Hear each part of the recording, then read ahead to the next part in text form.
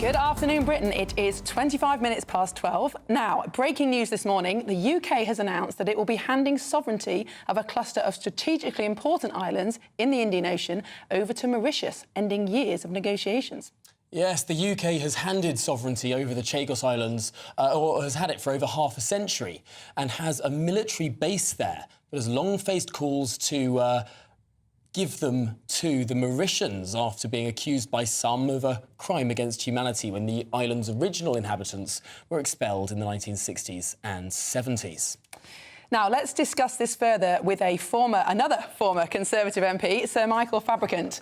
Michael, welcome and thank you so much for joining the show. How do you react to this breaking news this morning? Well, with wonder, actually. I mean, first of all, this was announced when Parliament wasn't sitting. None of us knew that this was going to happen. But I'm also rather concerned because we know that Mauritius has got very close ties now with the People's Republic of China. And China are looking for more and more bases in the Indian Ocean. Now, the Diego Garcia base is on the Chagos Islands. The actual name of the islands is the British Overseas Pacific Territories. I think I've just got that right. And they've been there for a specific reason, as a bulwark against China and to project British interests into the Indian Ocean. And this, to me, is just symptomatic of this Labour government, who seem to concede everything when anybody asks for it, whether it's railway drivers, whether it's junior doctors, and now whether it's Mauritius. Once again, the Labour government has caved in. Although, Michael, I suppose you could make an argument that train drivers and people who work in the NHS, that's in their interests. They're British. I struggle to see whose interest this move is in, other than China, other than a Prime Minister who used to be a lawyer, wanting to appear very loyally in front of international courts and trying to buy favour by giving up territory. I mean, is that basically the Foreign Office view here, that we'll look nicer, we'll look better in the world if we give up yet more land? Well, it's quite clear, isn't it, that Keir Starmer, who always has been a defender, and often rightly, in fairness to him, of those people who he thinks are oppressed, has decided that he wants to look good and, as I say, give up this territory in the Indian Ocean. But the real problem is, what is going to be the impact for the United Kingdom, the United States, SEATO, which is the Southeast Asia Treaty Organization, which is the regional equivalent of NATO, with an aggressive China, who at the moment are, as you know, creating islands around the Philippines, creating islands off Vietnam in order to expand their overseas reach.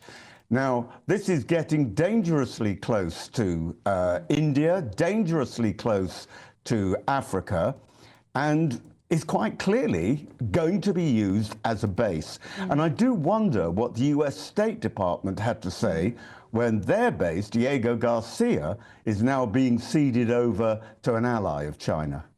Yes, absolutely, because although in the announcement today it said that that base can stay there, are you saying that it won't be long before the Chinese make noises and say to Mauritius, we're not happy about this, you need to get that base? Is that what you're suggesting, that the agreement today won't actually last? I think it's inevitable that China will say just that, because I think the whole reason and the whole pressure, if you like, for these islands to be handed over to Mauritius, and it is worth remembering that Mauritius was formerly a French territory. At the end of the Napoleonic Wars, they were handed over to the United Kingdom, and those islands never were a part of an independent state of Mauritius. It to me is an extraordinary event, and people will say, well, it's, you know, a group of islands a long way away from Britain. Does it really concern us? But it does.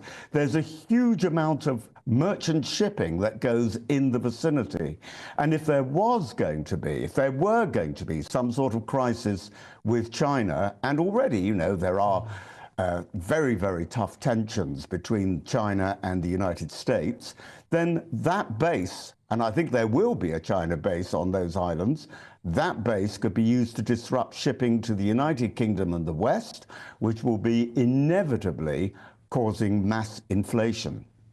Now, Michael, of course, we're talking a lot about China. I think we'll all remember, well, you were, of course, in Parliament when Britain handed control of Hong Kong back to China in 1997. Many people will have said that hasn't gone all too well. But it reminded me of something that Jonathan Powell, who is back in government now, but was in government, of course, under Tony Blair. He was speaking in a documentary just a couple of years ago of Tony Blair's reaction to losing control of Hong Kong. Let's take a listen. Just after the handover of Hong Kong, Tony said to Alistair and me, apropos of nothing really, we shouldn't lose any more territory. And we both looked at him and thought, what are you talking about? And he said, no, after Hong Kong, we mustn't lose any more territory. Britain's not big enough. Britain needs to be big. I mean, look at a map, look at it. Britain is so small. And yet, Jonathan Powell now back in government, Alistair Campbell, friends to lots of those in government, well, they've done it again. And, you know, Keir Starmer is no Tony Blair. I've said this before. You know, 3 months after the 97 general election, Tony Blair had a popularity rating of plus 68. Now, less than 3 months after the last general election, Keir Starmer has a popularity rating of minus 23.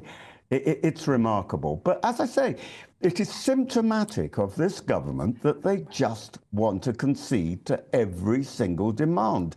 It's damaging to the security of the United Kingdom, but it's inflationary too, for all the reasons I've talked about in the last 10 minutes. Astonishing. Thank you so much, Michael. Really good to hear from you.